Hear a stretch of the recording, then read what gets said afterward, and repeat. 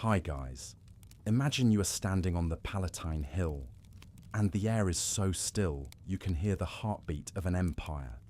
No concrete jungles, no digital hum, no electric lights. Just the scent of wild mint, the distant rush of the Tiber, and a silence so deep it stretches back 3,000 years. How did a cluster of straw huts on a muddy riverbank become a city of marble that ruled the world?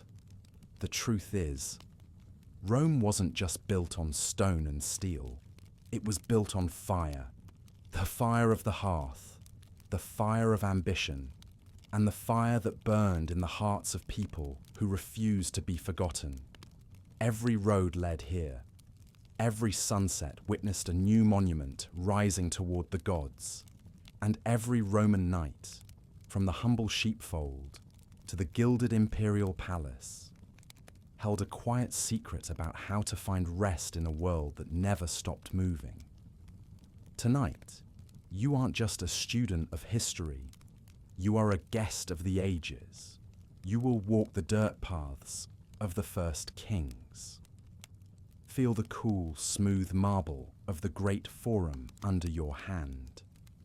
Smell the incense drifting from temples that haven't existed for centuries. And experience the 1,000-year rise and fall of the greatest civilization the world has ever known. Before we begin our journey through the centuries, if you are settling in for the night, please take a moment to like this video and subscribe, and tell me in the comments, if you could wake up tomorrow in any Roman era, which one would you choose? I read every single one before I head to sleep myself. Now, let the weight of the day fall away. Let the soft, rhythmic pulse of the eternal city settle your mind, and let the stories of those who walked these streets before us guide you into a deep, restorative sleep. This is the whole history of ancient Rome. Close your eyes and let the modern world dissolve into a soft, hazy blur. The hum of the refrigerator, the distant rumble of traffic, and the artificial glow of the screen are fading away, replaced by an ancient, rhythmic stillness. Just imagine the Italian peninsula 3,000 years ago. There are no highways carved into the hills, no sirens piercing the night, and no glowing screens to tether your mind to the present. There is only the vast, rhythmic breathing of the wilderness, a world that feels raw, honest, and deeply grounded. Can you imagine the smell of the air back then? It is thick and heavy with the scent of wild herbs, crushed mint, and the deep, mineral-rich aroma of the Tiber River as it snakes through the marshy valley below. You are standing on the Palatine Hill, one of the 7 mounds of earth that will one day support the weight of the world. But now, the grass is tall, reaching your waist, swaying in a gentle, cool breeze that carries the damp, metallic promise of rain. The history of Rome does not begin with grand palaces or marble columns, but with the scratching of a bronze plough in the dark, fertile dirt. Can you imagine the two brothers, Romulus and Remus, standing on these very slopes? They were not men of soft silk or gold. They were men of the earth, raised by the wild, shaped by the harsh, unyielding necessity of survival. Legend tells us they were found in the reeds of the river, nurtured by a she-wolf whose shadow still seems to linger in the deep thickets of the woods. As you walk through this prehistoric settlement, your feet press into the soft, yielding soil, leaving footprints that the morning dew will eventually wash away. You see small circular huts made of wattle and daub, interwoven branches smeared with clay and mud, topped with thick, golden thatched roofs of straw.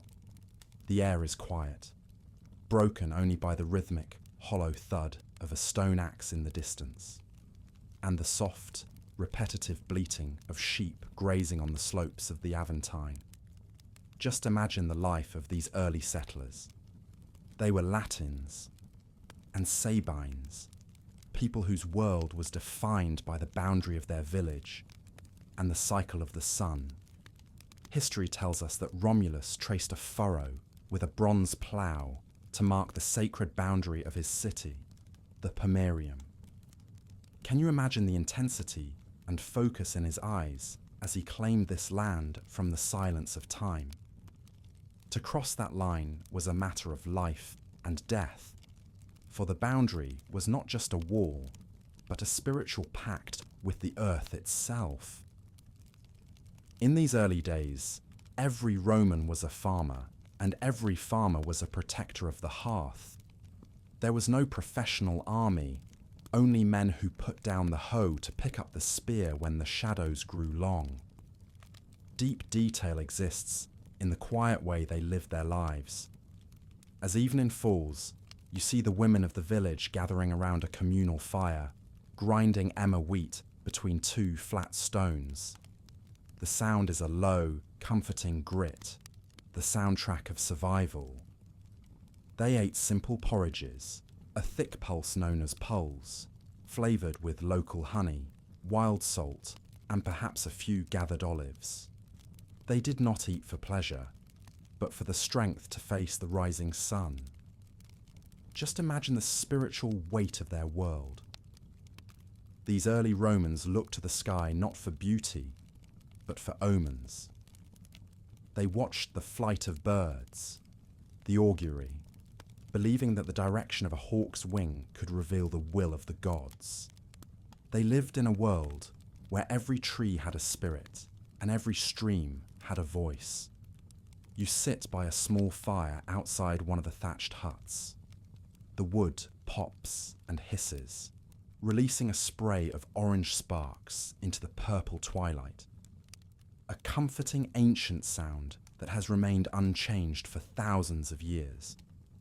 As the sky turns to a deep, velvety indigo, you realize that this is the seed of an empire.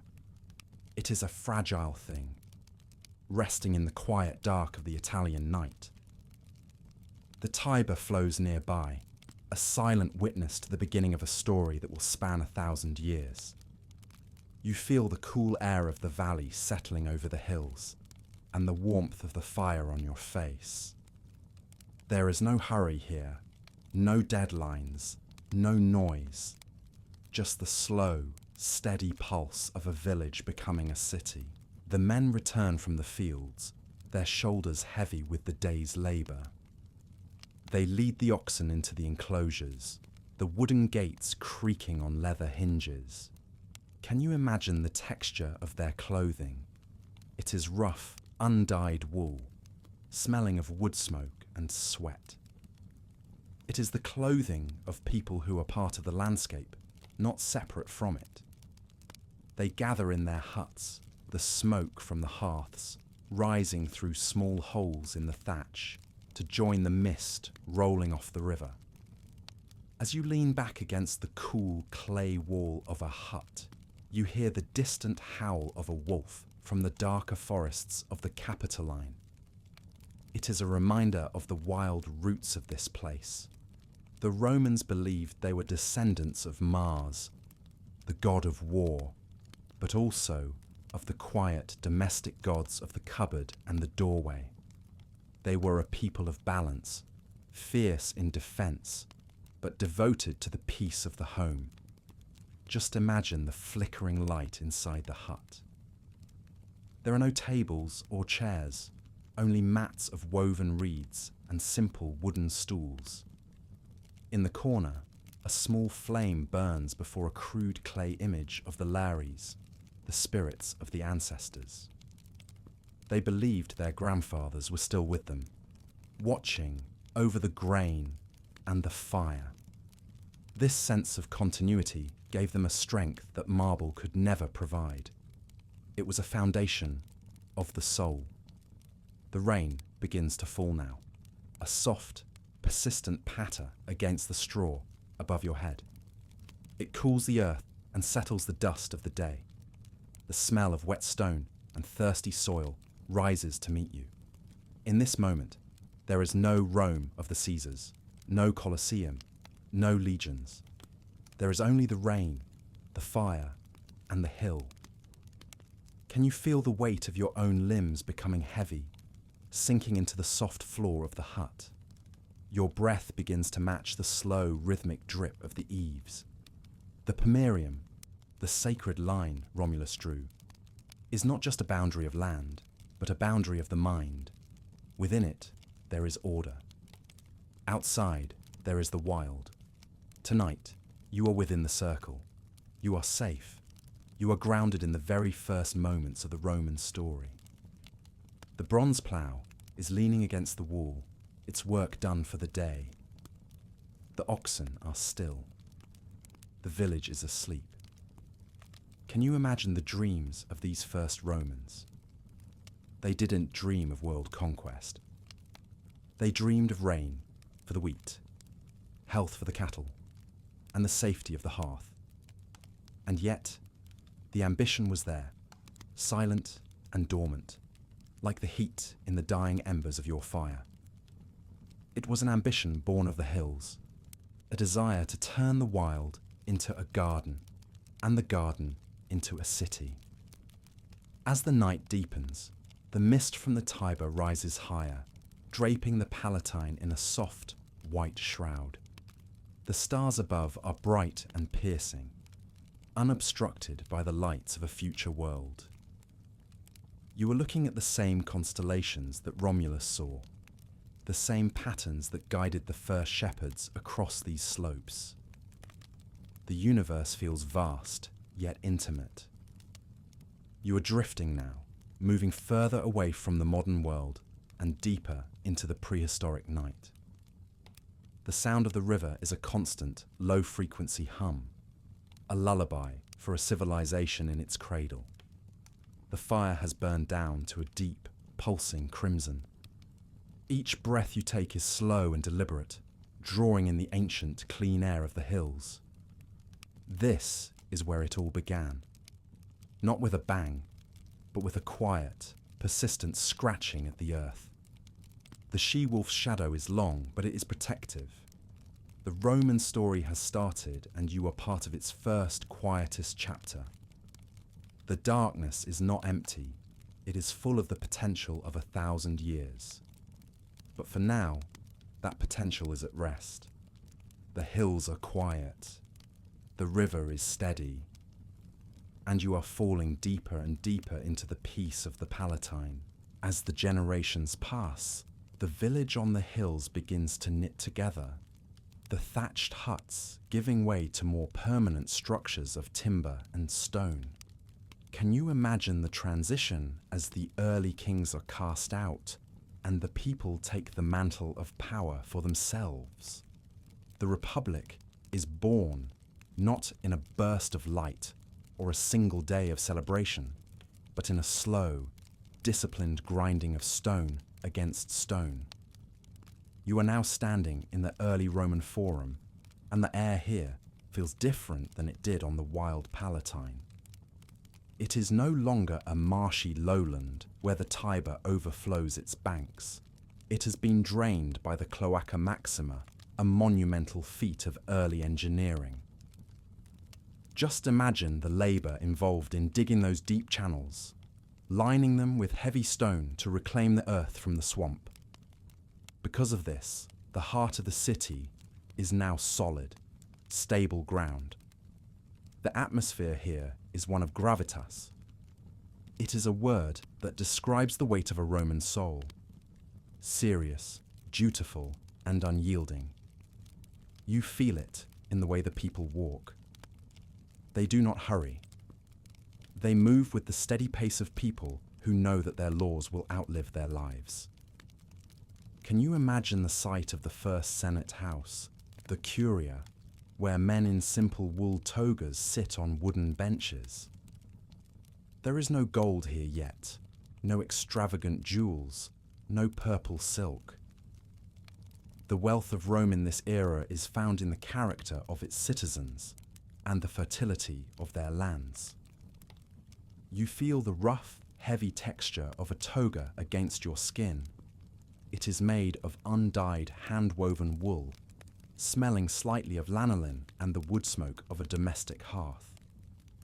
Deep historical detail reveals that the Republic was governed by 2 consuls, elected to serve for only 1 year to ensure that no one man could ever hold total power again. Can you imagine the pride of a Roman citizen standing in the comitium, holding a small wax tablet to cast his vote? These people were obsessed with the idea of the res publica, the public thing. They believed that the state was a shared responsibility. As you walk through the winding, narrow streets, you see the lictors passing by, carrying the fasces, bundles of birch rods tied with an iron axe. It is a stark, visual reminder of the power of the law to maintain order and the unity of the people. The city is growing, but it remains humble, rooted in the traditions of the farm. Every senator is, at his heart, a landowner who understands the seasons of planting and harvest. Just imagine the sensory details of a Roman morning in the early Republic. You hear the rhythmic clanking of a blacksmith's hammer shaping iron into plowshares and swords.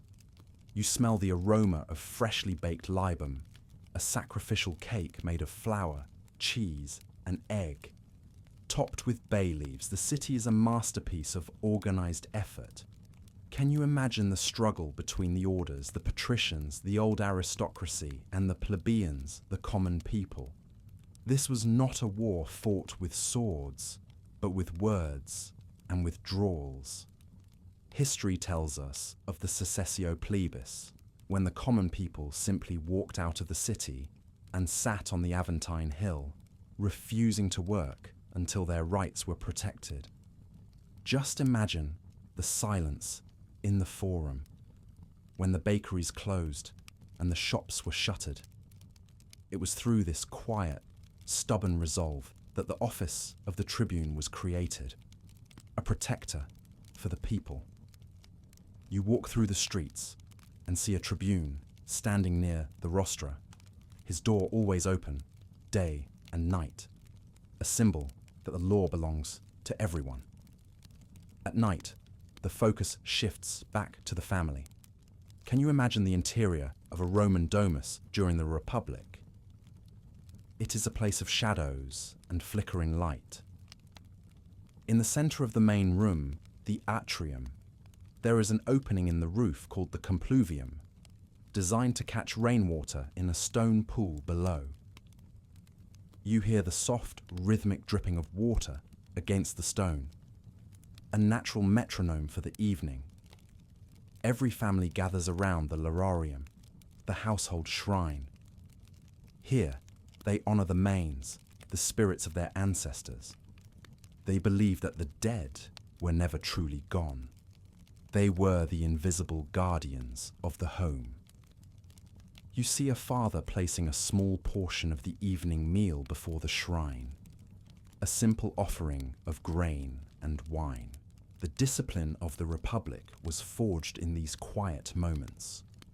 Just imagine the Roman concept of pietas, not just religious piety, but a deep binding loyalty to family, country, and the gods.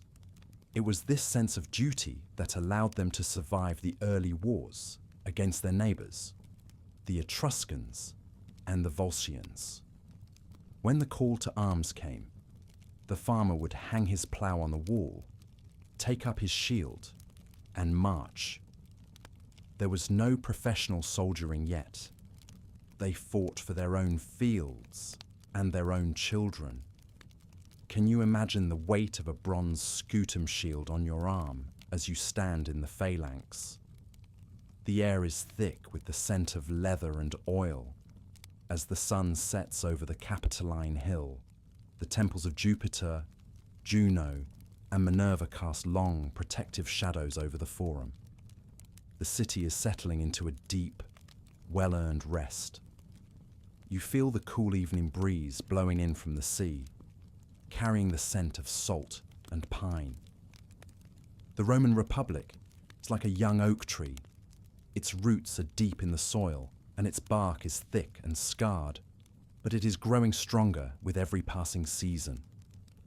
Deep detail exists in the way they told time. They did not have minutes or seconds. They lived by the 12 hours of the day and the 4 watches of the night.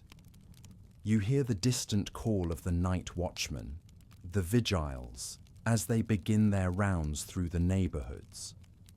Can you imagine the comfort of that sound? It is a signal that the laws are being kept, even while the city sleeps. The fire in your hearth is steady and strong, its warmth a physical manifestation of the Vesta, the sacred fire of the city that must never go out.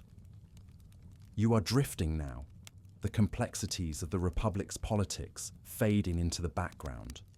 The iron resolve of the Romans becomes a soothing weight, a blanket of security that covers you.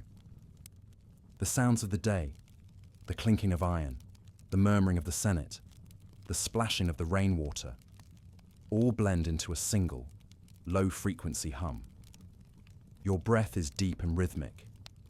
The story of the Republic is a story of balance, and you have found your own balance in the quiet of the Roman night. Just imagine the vast, silent potential of the city around you. It is a city that has learned to govern itself, to honor its past, and to build for a future it cannot yet see. But tonight, there is no future to worry about. There is only the cool stone beneath you, the warmth of the wool toga, and the steady pulse of a republic at rest. You are sinking deeper into the soft shadows of the atrium, the flickering light of the lamp growing smaller and smaller until it is just a tiny golden point in the darkness.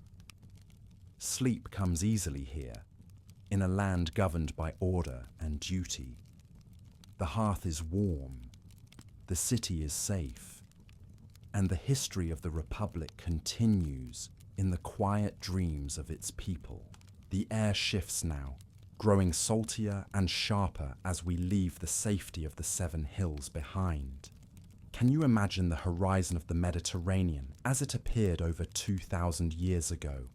It was a vast, sparkling blue expanse that represented both the edge of the known world and the greatest challenge the Roman spirit would ever face. For centuries, Rome was a power of the land, defined by the soil, the plough, and the heavy boots of the farmer soldier. But as we enter the era of the Punic Wars, the city is forced to look toward the sea, a place of mystery and immense danger. The atmosphere in the city becomes one of intense, rhythmic labor. Just imagine the sound of 1,000 hammers echoing in the shipyards of Ostia, the rhythm constant and driving as Rome builds its first great fleet. History tells us they copied the design of a wrecked Carthaginian galley found on a storm-swept beach, reverse engineering a naval empire in a matter of months. You are standing on the deck of a Roman quinquereme at night. The wood beneath your feet is seasoned oak and pine, and it groans softly as the ship rolls with the gentle swells of the Tyrrhenian Sea. The only light comes from the moon reflecting off the dark, glassy water and the small shielded oil lanterns of the night watch. Deep historical detail reveals that the Romans were not natural sailors. They were people of the earth who brought the land to the sea. To compensate for their lack of naval experience, they invented the corvus, a heavy boarding bridge with a massive iron spike. Can you imagine the sight of this great wooden arm, poised like a predatory bird, designed to latch onto enemy ships and turn a fluid sea battle into a stable, hand-to-hand fight on a wooden platform? The atmosphere is one of immense, quiet tension. Far to the south, across the water, the shadow of Carthage looms, a civilization of ancient sea kings, masters of trade and hidden wealth. This is the era of Hannibal Barca, perhaps the greatest adversary Rome ever faced. Can you imagine the sheer audacity of his march? He did not come by sea, but through the frozen, jagged peaks of the Alps. Just imagine the cold, biting wind of the high mountains, the sound of ice cracking underfoot, and the slow, heavy, laboured breath of 37 war elephants as they moved through the thin, freezing air. The contrast between the sun-drenched Italian plains and the white silence of the mountains is profound. For 15 years, Hannibal moved through the Italian countryside like a persistent ghost. He won battle after battle, most notably at Cannae, where the Roman army suffered its darkest day. Just imagine the silence in the city of Rome when the news arrived. A silence so heavy, it felt like a physical weight. The Republic survived this twilight through sheer stubborn endurance, a quality the Romans called constantia. They refused to negotiate. They refused to admit defeat, even when the enemy was at their very gates. The fire in your villa might flicker low during these long years of struggle, but it never goes out. It is a time of extreme sacrifice where luxury is forgotten and the state is held together by the iron will of families who have lost sons, fathers, and brothers, yet continue to plant their fields. Can you imagine the sensory experience of the Roman camp during the Second Punic War? You smell the wood smoke of the cook fires and the metallic tang of blood and iron. The soldiers sleep in leather tents, the rain pattering against the hides. Their short swords, the gladius, kept within arm's reach. Deep detail exists in their daily rations. Hard biscuits called bucellatum, sour wine mixed with water known as posca, and a handful of dried beans. This was a war of attrition, a test of who could suffer longer. You feel the grit of the Italian dust in your clothes, and the calluses on your hands from years of holding the line. The tide finally turns when Scipio Africanus carries the war to the gates of Carthage itself. Just imagine the heat of the North African sun, a dry, baking heat that smells of sand and ancient stone. The final battle at Zama is a clash of giants, a symphony of trumpets, clashing shields, and the terrifying trumpeting of elephants. But the Roman discipline, forged in the fires of earlier defeats, holds firm. When Carthage finally falls, the Romans do something unprecedented in its symbolic finality. History tells us they ploughed the very earth of the city and sowed it with salt, ensuring that nothing, not a blade of grass, nor a dream of empire, would ever grow there again. As you return to the hills of Rome, the city feels different. It has survived the greatest threat in its history, and in doing so, it has become something new. The Republic is no longer a local power. It is the master of the Mediterranean. Can you imagine the wealth that begins to flow back into the Forum? Shimmering silks, intricate gold jewellery, and thousands of Greek statues begin to arrive on the docks of the Tiber. The simplicity of the early Republic is fading, replaced by the complex, glittering reality of a superpower. Yet, as the night deepens, you find yourself back in the quiet of your own home. The war is over, and the long Punic twilight has given way to a new dawn.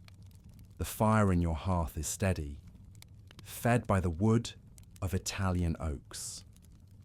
You hear the distant, comforting sound of a night bird and the soft rustle of the wind through the olive groves. The struggle with Hannibal has left deep scars on the land, but it has also forged a unity that will last for centuries. Can you feel the tension leaving your shoulders? The fear of the Carthaginian at the gate is gone, replaced by the profound, heavy peace of the victor. You are drifting now, the images of marching elephants and clashing fleets fading into the soft shadows of your room. The Mediterranean is quiet. The ships are at anchor. The soldiers have returned to their ploughs. The story of Rome has survived its greatest test, and you are resting in the safety that survival brought. Each breath is a reminder of the endurance of the Roman spirit. The salt has been sown, the enemy is distant, and the hearth is warm. Settle into the darkness, letting the rhythmic memory of the sea carry you into a deep, well-earned sleep. The tension of the long wars has finally evaporated, replaced by a new, intoxicating scent in the Roman air. The smell of fresh-cut stone, wet plaster, and the exotic, heavy perfumes of the East.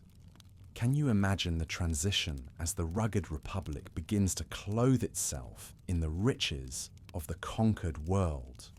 Rome has defeated the kingdoms of Greece and Asia, but in a profound twist of fate, the culture of the conquered has captured the heart of the conqueror.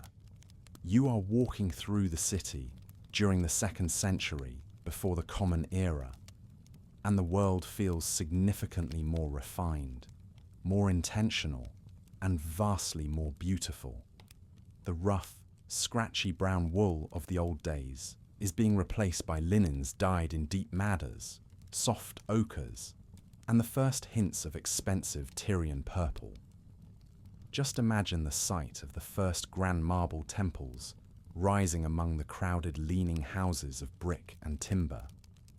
This is the Marble Revolution, a moment in time when Rome decided to stop being a village and start being a masterpiece. Deep historical detail exists in the architectural shift. The Romans have perfected the use of concrete, known as opus caementicum. By mixing volcanic ash called pozzolana with lime and rubble, they have created a substance that can set even underwater, allowing them to build larger, taller, and more permanent structures than any civilization before them. Can you imagine the Forum now? It is becoming a forest of soaring columns and gleaming architraves. You pass by stalls where merchants sell Greek scrolls of philosophy, silk that feels like water against the skin, and spices, like black pepper and cinnamon, that sting the nose with a pleasant, warm bite. The atmosphere is one of immense intellectual curiosity and growing sophistication. You might find yourself resting in a new public portico, sheltered from the afternoon sun by a roof of bronze tiles that shimmer like a mirage. The sound of the city is no longer just the clatter of carts, but a low, constant murmur of philosophers debating in the shadows of the stoas and lawyers arguing on the steps of the new basilicatas. There is a sense of humanitas, the idea that a man should be educated, cultured, and eloquent. Just imagine the luxury of a private villa during this era.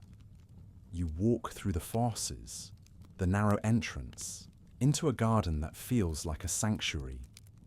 Deep detail reveals the Roman love for the peristyle garden, a central courtyard surrounded by a shaded walkway. You hear the gentle, hypnotic splash of a fountain, a sound that masks the noise of the streets outside. The walls are no longer bare clay. They are covered in vibrant frescoes depicting myths, landscapes, and lush gardens that create an illusion of infinite space. You smell the fragrance of boxwood, rosemary, and lemon trees. Yet beneath this beauty, a new complexity is emerging. The simple life of the farmer-soldier is disappearing. Can you imagine the heat of a Roman summer day? where the cool white marble of the temples offers the only true relief to the traveller. As you return to your hearth tonight, the fire reflects off a small bronze statue of a Greek muse, a souvenir of a world that Rome now owns, but is still trying to understand. The Republic is becoming a superpower, and with that power comes a shift in the soul. The city is a masterpiece of stone that believes it will last forever, and tonight, in the quiet of your home, you believe it too.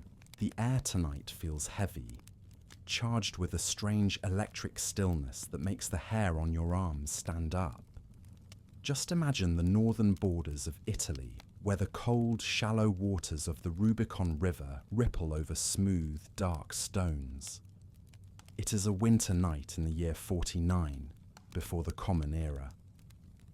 You are standing on the muddy bank, wrapped in a heavy military cloak of thick, dark wool that smells of wood smoke and old iron.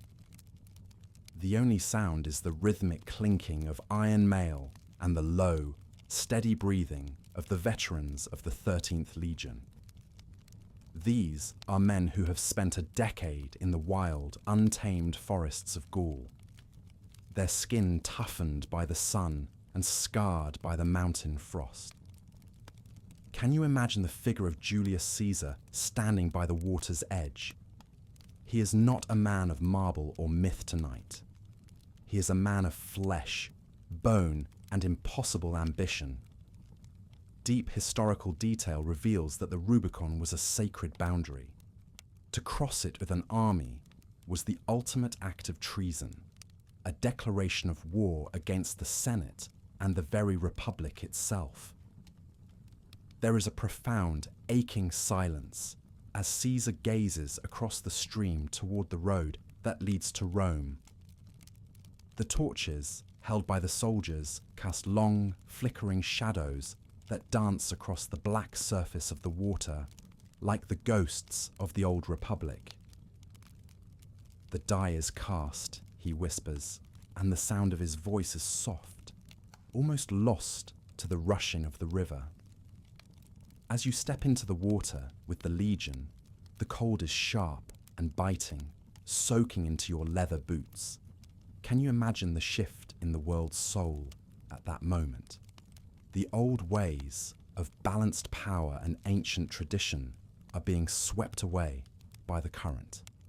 You march through the night, the mud sucking at your feet, moving toward a city that is both terrified of your arrival and secretly expectant of a new era. Just imagine the atmosphere of the long march south. The villages are quiet as the Legion passes, a river of iron flowing through the dark. There is no shouting, no singing, only the disciplined rhythm of thousands of feet. Deep detail exists in the equipment you carry. The heavy pilum spear, the curved scutum shield, and the short, deadly gladius. You are part of a machine that has forgotten how to lose. The fire in your hearth tonight pops with a sharp, sudden crack, mirroring the break with the past. The age of the individual has arrived, and the iron discipline of the Republic is melting into the gilded, dangerous uncertainty of the Empire. As the sun begins to rise, the road to Rome is open, and the world will never be the same again. The chaos of the civil wars has finally exhausted itself, replaced by a peace so vast and so deep that it feels like a warm, golden afternoon that will never end. Can you imagine the Rome of Augustus, the first of the emperors? The atmosphere is no longer one of iron and blood, but of sunlight on polished stone and the gentle, constant spray of 1,000 fountains. This is the beginning of the Pax Romana, 200 years of stability that the world had never seen. You are walking through the heart of the city, and everywhere you look, the world is being rebuilt in an image of eternal order. Just imagine the sheer scale of the engineering around you. Deep detail exists in the great aqueducts, the stone giants that march across the rolling countryside to bring millions of gallons of cool, fresh mountain water into the thirsty city.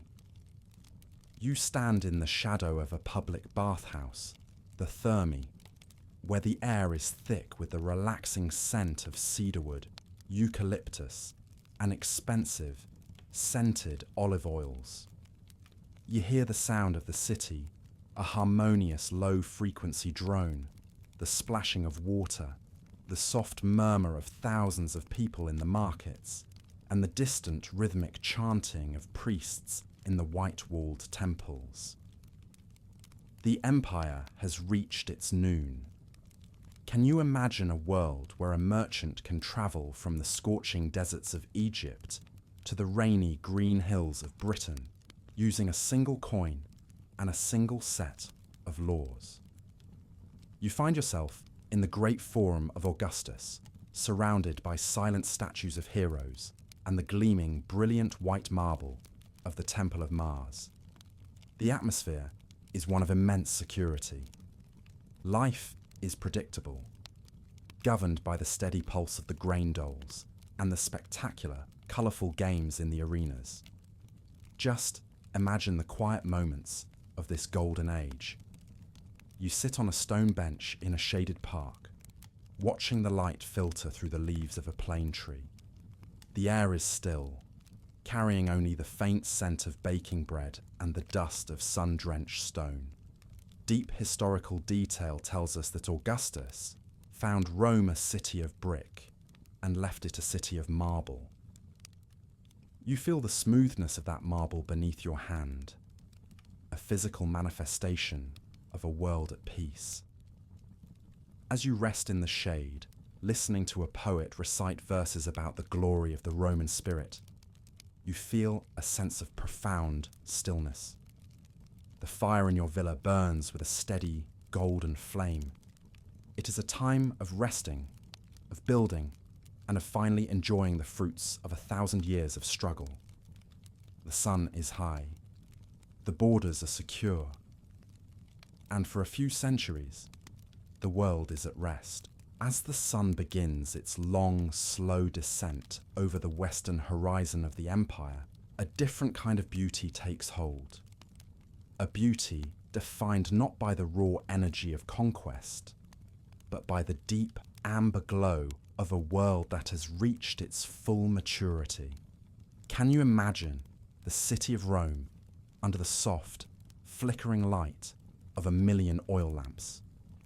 We have entered the 2nd century, the age of the 5 good emperors, and the atmosphere has shifted. The restless expansion of the past has settled into a refined, contemplative stillness. You are walking through the Trajan's market at twilight. The air is heavy and cool, carrying the scent of aged papyrus, dried lavender, and the spicy, resinous aroma of frankincense drifting from the open doors of the temples. The imperial night is a time of immense, quiet sophistication. Deep historical detail reveals that this was perhaps the most literate and connected age of the ancient world. Just imagine the great libraries attached to the Forum of Trajan. You step inside, leaving the murmuring streets behind, and the temperature immediately drops.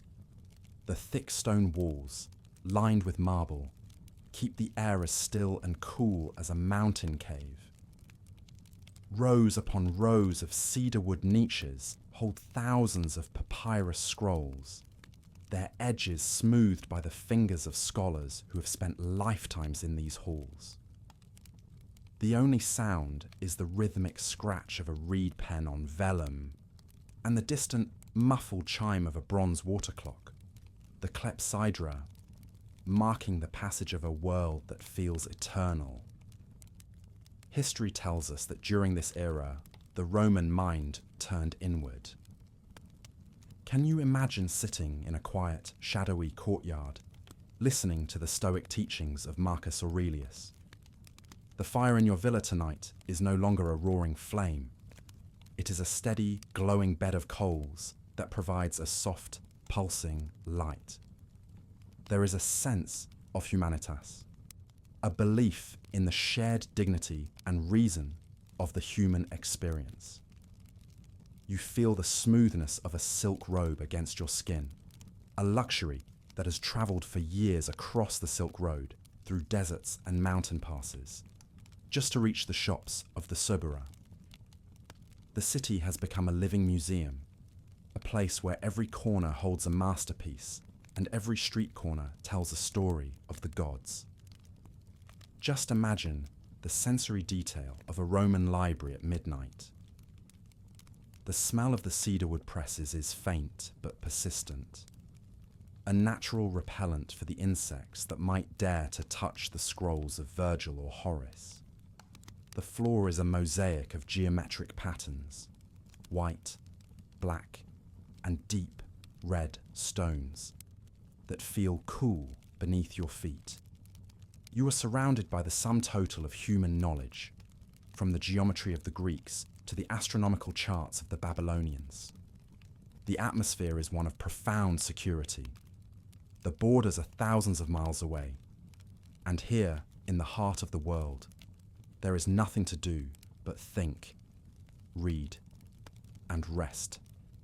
As you wander deeper into the city, you pass the great public baths, now glowing from within as the evening fires heat the massive cauldrons under the floors. Can you imagine the sound of the hypocaust, the underground heating system, a low, distant rumble like the purring of a great stone beast? The steam rises from the rooftop vents, mingling with the mist rolling off the Tiber. People move through the streets in a state of relaxed grace, their togas draped in elegant folds, their voices lowered in the presence of the evening. This is the high noon of the Roman soul, a time when the struggle for survival has been replaced by the pursuit of meaning. Deep detail exists in the way a Roman villa was lit during this imperial night. You do not have the harsh glare of modern light. You have the lucerna, small, terracotta lamps filled with olive oil. Just imagine the quality of that light. It is warm, golden, and soft. It doesn't fight the darkness. It dances with it. As you move from room to room, your shadow grows and shrinks against the frescoed walls, where painted gardens of pomegranates and ivy seem to sway in the flickering light. The world outside your walls is vast, stretching from the sands of Syria to the forests of Germany. But inside, your world is small, warm, and perfectly ordered. Can you imagine the culinary details of a late imperial dinner? The table is set with glass vessels from Alexandria that catch the lamplight like jewels. You taste the garum, the fermented fish sauce that provides a salty, savoury depth to every dish, and the sweet, heavy wine of Falernum, mixed with honey and cooled with snow brought down from the Apennine Mountains. The meal is not a hurried affair. It is a ritual of conversation and comfort. You listen to the low melodic sound of a flute player in the corner, the music weaving through the air like the smoke from the incense burner. History reminds us that during this period, the Romans became obsessed with the concept of otium, productive leisure. It was the belief that rest was not just a lack of work, but a necessary state for the cultivation of the mind. Just imagine the peace that comes from such a philosophy. Your breath is slow and steady. The weight of the empire is not a burden tonight. It is a shield. You are protected by the legions, governed by the laws, and inspired by the poets. Every breath you take is supported by 1,000 years of tradition. As the night deepens, you find yourself back in your sleeping quarters, the cubiculum. The room is small and simple, designed for one purpose: The deep, restorative sleep that the Stoics believed was a rehearsal for the peace of the afterlife. The walls are thick, blocking out the noise of the city's night watchmen. You hear the soft, rhythmic rustle of your linen sheets. Deep historical detail reveals that the Romans often used pillows stuffed with wool or feathers, and blankets made of the finest Gallic wool. Can you imagine the view from your window? The Colosseum stands in the distance, a silent mountain of travertine under the moon. The great aqueducts continue their invisible work, the water rushing through their channels with a sound like a distant, permanent rainfall. The city is a masterpiece of stone and water, resting in the quiet confidence of its own immortality. You feel a sense of profound belonging. You are a citizen of the world, a part of a civilization that has mastered the art of living. The fire in your room has burned down to a single, pulsing ember, a tiny sun in the darkness. Just imagine the silence of the library, the stillness of the forum, and the warmth of the villa all merging into a single sensation of safety. There is no tomorrow to fear, for the Empire has already conquered time itself. You are drifting now, your mind floating on the calm waters of the Pax Romana. The imperial night is not a time of darkness, but a time of soft, golden rest. The scrolls are rolled, the lamps are dimmed, and the great heart of Rome beats with a slow, steady, and peaceful rhythm. Each breath draws you deeper into the velvet shadows. The wisdom of the ages is your pillow. The strength of the marble is your foundation. Sleep now, for the Empire is at rest, and the world is quiet. Now, let your mind wander far from the sun-drenched marble of the heart of the city, toward the jagged, misty edges of the map. Can you imagine the sheer, staggering scale of the Roman frontier? We are standing on the northernmost rim of the world, Hadrian's Wall, in the rain-swept, emerald hills of Britannia. The atmosphere here is a world apart from the Mediterranean. It is rugged, lonely, and imbued with a strange, haunting peace. The air is sharp and thin, smelling of crushed pine needles, wet slate, and the cold, metallic tang of the North Sea. There are no silk robes here, no spiced wines from the east. There is only the wind, the stone, and the steady, rhythmic breathing of the frontier. Just imagine the life of a legionary stationed here, a man who has traded the golden light of Italy for the endless greys of the north. You are standing on a stone rampart that stretches for 73 miles, a line of civilization cut directly into the wild heart of the wilderness. To your south lies the Order of Rome, roads, baths, and the steady pulse of law. To your north lies the unknown, thick forests, rolling mists, and the fierce, independent tribes of the Caledonians. Deep historical detail reveals that this wall was not just a fence, but a psychological barrier. It was a statement in stone that said, "Here the world ends and Rome begins." Can you imagine the sensory details of a winter night on the wall? You are wrapped in a heavy military cloak of thick, greasy wool, designed to shed the persistent drizzle of the British Highlands. Your boots, the caligae, are heavy with mud, the iron hobnails clinking softly against the paving stones as you walk your watch. The only light comes from the small, flickering oil lamps inside the mile castles, small forts placed exactly 1 Roman mile apart. Deep detail exists in the Vindolanda tablets, tiny wooden postcards found preserved in the damp soil. On these thin slats of wood, soldiers and their families wrote of the mundane realities of the frontier. They wrote of birthday invitations, requests for more beer, and the urgent need for warm socks and underpants to survive the bitter, bone-chilling cold. Just imagine huddled near a small coal fire in a stone guard tower. Outside, the wind howls through the crags and the gaps in the battlements, a sound like a low, haunting flute played by the earth itself. The fire is small, fueled by coal brought from the local mines, and it smells sharp and sulphurous. You hold a cup of posca, sour wine mixed with water and herbs, feeling its warmth travel down your throat. The frontier is a place of hybridity. Here, the Roman gods of Jupiter and Mars are worshipped alongside the ancient, nameless spirits of the woods, the local goddesses of the springs, and the mysterious Persian god Mithras, whose subterranean temples are tucked into the hillsides.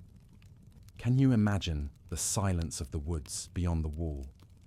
It is a silence that feels heavy and watchful. History tells us that the Roman legions were masters of the environment, but even they felt the weight of the frontier's isolation. You see the limes, the wooden palisades and earthen mounds that separate the empire from the Germanic forests. There is a profound sense of duty here, a quiet generational vigil kept by men who may have never seen the Colosseum or the Forum, but who would die for the abstract idea of Rome.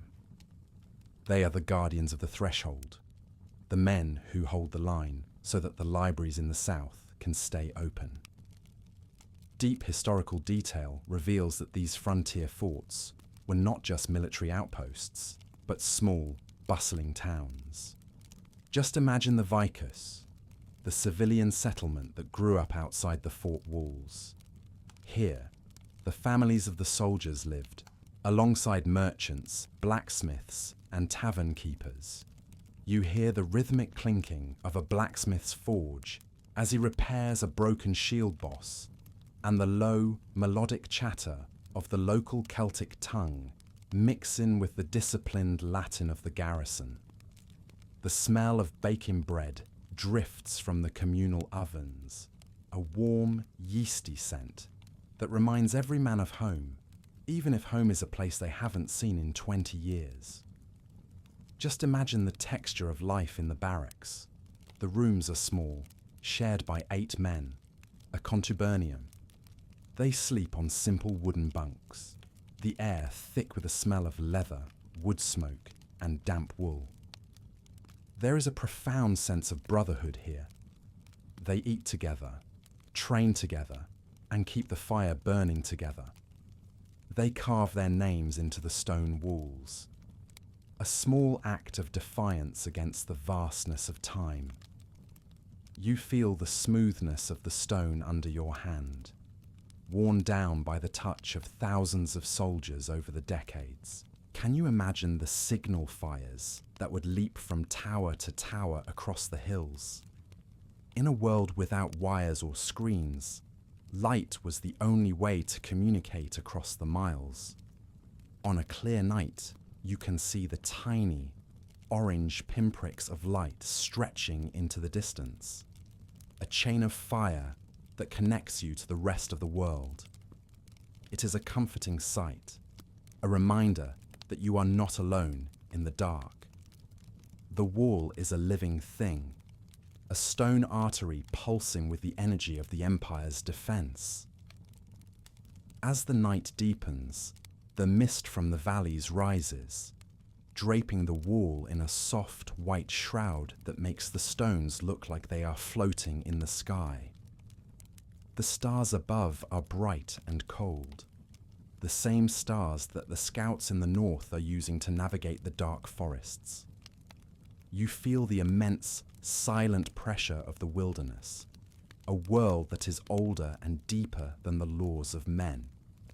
But inside the fort, there is the familiar, rhythmic sound of the dice game, the tally, hitting the wooden table, and the quiet snoring of men who have earned their rest.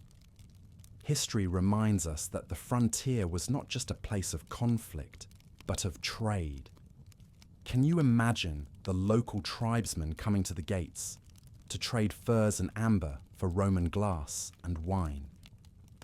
The wall was a sieve, allowing the culture of Rome to leak slowly into the north. You are standing at the gatehouse, the massive oak doors reinforced with iron, feeling the power of the gate. It is the literal entrance to the civilized world. Your fire is a tiny, brave light against the vastness of the British night. Your breath is slow, turning to mist in the cold air.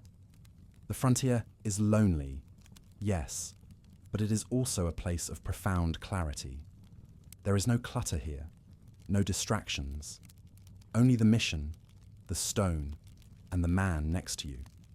You feel the weight of your shield leaning against your leg, its painted surface scratched and faded from years of use. It is your wall, your home, your world. As you drift towards sleep in the quiet of the guardroom, the sounds of the frontier merge into a single, soothing lullaby. The wind in the pine trees, the rhythmic clink of the hobnails, the distant bleat of a mountain sheep. It all flows together like the cold, clear water of a northern stream. The empire is vast, but tonight, it is as small as the warmth of your cloak. The legions are at their posts. The gates are barred. The watch is set. You are safe on the edge of the world. Let the mist of the highlands wrap around your mind, carrying you into a deep, dreamless rest, where the stone is warm and the wind is just a whisper from the past. Sleep now, for the wall is standing, and the night is quiet. The atmosphere in the empire is changing now. The air feels thinner, sharper, and the grand, heavy architecture of the past is beginning to cast longer, colder shadows. Just imagine the 4th century, a period of immense transformation where the very soul of Rome is being pulled in 2 directions. The center of gravity, which for 1,000 years rested firmly on the banks of the Tiber, is shifting toward the rising sun. You are standing on the deck of a massive imperial galley, sailing through the Bosporus, the narrow, churning strait that connects the Mediterranean to the Black Sea. The scent of the air here is a departure from the salt-heavy, humid Tiber. It is fresh, brisk, and carries the aroma of mountain herbs, cedar forests, and the deep, cold waters of the east. Can you imagine the sight of Constantinople rising from the golden shoreline? This is the new Rome, a city built with the same marble, the same ambition, and the same Roman grit, but infused with a new, vibrant spirit. Deep historical detail reveals that Emperor Constantine chose this site for its strategic perfection, bridging the gap between Europe and Asia. As you approach the docks, the atmosphere is one of electric, chaotic energy. You walk through the newly finished streets, passing laborers who are still carving the massive, intricate columns for the forums. The sound of the city is a symphony of languages. The traditional Latin of the administrators, the melodic Greek of the scholars, and the rough dialects of the northern tribes, all blending together in a new world. The divided eagle refers to the decision to split the administration of the empire into the west and the east. Just imagine the complexity of this transition. While Constantinople glows with the promise of a new dawn, the old city of Rome begins to feel like a beautiful, haunted relic. You stand in the Roman Forum at twilight. The massive stone buildings, the Senate House, the temples, the basilicas, are all still there, but they feel like a suit of armor that has become too large for the man wearing it. The crowds are thinner. The The noise of the great markets has softened into a low, melancholy murmur. The fire in your villa tonight flickers with a deep purple hue, reflecting the heavy imperial silk that now dominates the court. Power has been divided, and there is a sense of great weight, as if the world is holding its breath. Deep detail exists in the religious shift of this era. Can you imagine the transition from the old gods of the hills to the rising tide of Christianity? The temples of Jupiter are growing quiet, their incense burners cold, while new basilicas with soaring ceilings and glittering gold mosaics are rising in their place. The air inside these new spaces is thick with the scent of beeswax candles and the rhythmic, low-frequency chanting of hymns. It is a shift from the external rituals of the state to an internal, spiritual focus. You feel this change in the very way people interact. A new kind of seriousness, a new kind of hope. Just imagine the sensory experience of a late imperial palace in the east. The floors are no longer simple stone. They are intricate carpets of mosaic depicting the heavens. You hear the soft, metallic chime of a silver fountain and the rustle of heavy drapes made of Syrian silk. The emperor is no longer just a first citizen, but a distant, godlike figure draped in jewels. This is the era of the dominate, where the simplicity of the early republic has been completely replaced by the elaborate ceremony of the court. Yet, even in this transformation, the idea of Rome remains the only constant. You watch the stars from your balcony in Constantinople, realizing that while the capital has moved, the dream of a unified civilization still burns like a low, steady flame in the dark. Despite the division, the Roman roads still connect these two worlds. Can you imagine the couriers galloping across the Balkan passes, carrying scrolls sealed with the imperial signet? They are the threads keeping the tapestry from unraveling. Deep historical detail tells us that the law remained the same. A citizen in Gaul was judged by the same standards as a citizen in Judea. This legal backbone provided a sense of security even as the borders grew restless. You feel the weight of this tradition. 1,000 years of legal precedence, 1,000 years of shared identity. As the night deepens in this divided empire, you feel the contrast between the two halves. The West is struggling with the pressures of the frontiers, while the East is blossoming into a new medieval splendor. But tonight, you are not a politician or a soldier. You are simply a witness to the changing of the guard. The fire in your hearth, whether in the old city or the new, provides the same warmth. It is a reminder that while empires may divide and capitals may move, the human need for light, warmth, and story remains unchanged. You are drifting now. The images of the two eagles, the old and the new, merging into a single, soaring thought. The Mediterranean is a bridge between these two worlds, its waves carrying the culture of the past into the mystery of the future. The sound of the sea is a constant, soothing rhythm that ignores the boundaries drawn by men. Your breath is slow, synchronized with the turning of the ages. The divided eagle is still a Roman eagle, and under its wings, the world continues to turn. The night is vast, the empire is wide, and you are resting in the quiet space between what was and what will be. Sleep now, for the transition is steady, and the stars over Rome are the same stars that shine over the world. We have reached the final hour of our long journey through time, and the world outside has become very still. The grand, epic narrative of the Caesars, the legions, and the marble forums is drawing to its quiet, inevitable close. Can you imagine the 5th century? It is a time when the boundaries of the empire have begun to pull back, like a slow, receding tide, leaving behind the treasures of the deep.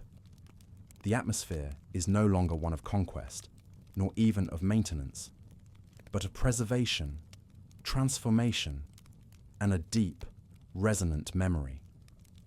You are sitting in a quiet villa in the Italian countryside, far from the bustling noise of the ancient city. The massive stone walls are cool to the touch, and the garden outside is overgrown with wild ivy and climbing roses, slowly being reclaimed by the very land that Romulus once ploughed with a bronze blade. Just imagine the profound sound of the silence. The rhythmic, earth-shaking marching of the legions is now a distant memory, replaced by the soft, mournful rustle of the wind through the tall cypress trees. Deep historical detail reveals that the end of Rome was not a single, explosive moment, but a slow, graceful transition, a metamorphosis of a civilization. The great empire did not simply vanish. It dissolved into the soil of Europe, providing the nutrients for everything that would follow. The massive stone structures of the past remained, but their purposes shifted. The great temples became churches. The majestic basilicas became halls of justice for new kings. And the Latin language, once the rigid tongue of command, began its slow, beautiful melting into Italian, French, Spanish, and Portuguese. You look at the fire in your hearth. It has burned down to a deep, pulsing bed of amber coals, glowing with a warmth that feels ancient and protective. The smoke rises in a thin, straight line, disappearing into the dark rafters of the ceiling. Can you imagine the feeling of profound peace that comes with the end of a 1,000-year story? The emperors have laid down their crowns. The Senate is quiet, its benches empty, but its laws etched forever into the bedrock of human society. The great roads, once built for the rapid movement of armies, are now travelled by pilgrims, scholars, and dreamers. Rome has ceased to be a place on a map and has become a state of mind. Deep detail exists in the way we still touch the Roman world every day. When you look at a calendar, when you read a book with numbered pages, when you walk through a doorway supported by a perfect stone arch, you are touching the eternal echo. Just imagine the comfort of that continuity. The Roman spirit did not die. It simply went to sleep. Its architecture, its philosophy, and its vision of a unified world woven into the very soul of the modern age. You are resting on a foundation that was laid by 1,000 years of effort, 1,000 years of dreaming, and 1,000 years of grit. As you sit in the deepening twilight of the villa, you can almost hear the echoes of the past. If you listen closely, you can hear the splash of the aqueducts that still carry water to the fountains of the city. You can hear the distant murmur of the philosophers in the libraries and the soft clink of the farmer's plough. These sounds are not gone. They are merely layered under the silence of the present. The weight of history is no longer a burden. It is a warm, heavy blanket that pulls you deeper into rest. You have walked from the thatched huts of the Palatine to the golden palaces of the Palatine, and now you have returned to the quiet earth.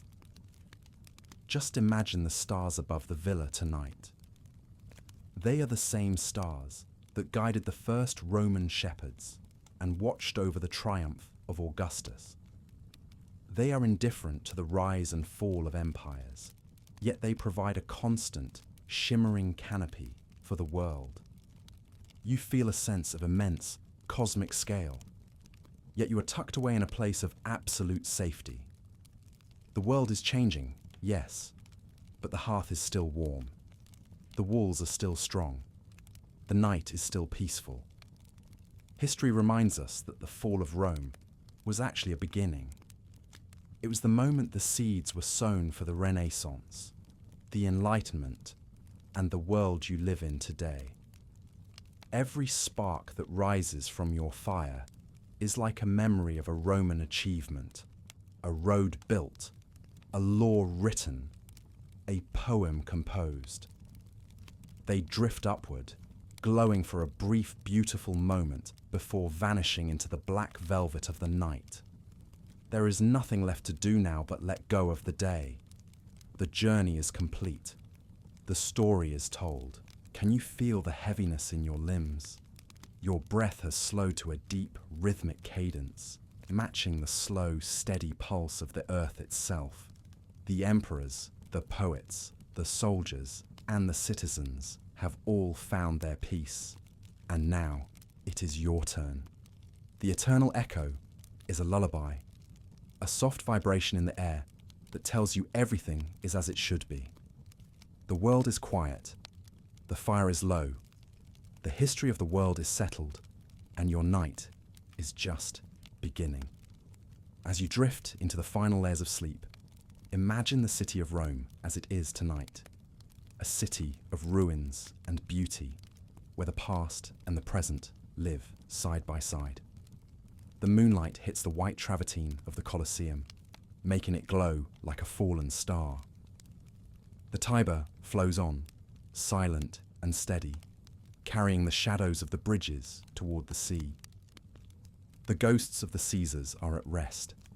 The fires of the Vestals have been replaced by the quiet stars. You are part of this continuity, a living link in the long chain of human history. The warmth of the embers is fading now, turning into a soft, comforting grey. The darkness is not a void, but a soft, inviting space where your mind can finally wander without purpose. You are moving beyond the words, beyond the dates, and into the pure, wordless peace of the ancient night. The story of Rome has carried you across a millennium, and now it deposits you gently on the shores of sleep. Every breath you take is a testament to the endurance of life. The eternal city lives on in your rest, in the order of your thoughts, and in the peace of your heart. The night is vast and kind. The journey from the she-wolf to the divided eagle has brought you here, to this moment of total stillness. The stone is cool, the air is sweet, and the world is at peace. You are safe. You are held. You are home. Let the final sparks of the fire guide you into the deep, dark, and restorative waters of a dreamless sleep. The history of Rome is finished, but its echo will remain forever, a soft, golden hum in the background of the world. The room is dark now. The embers are still. The story is over. Good night.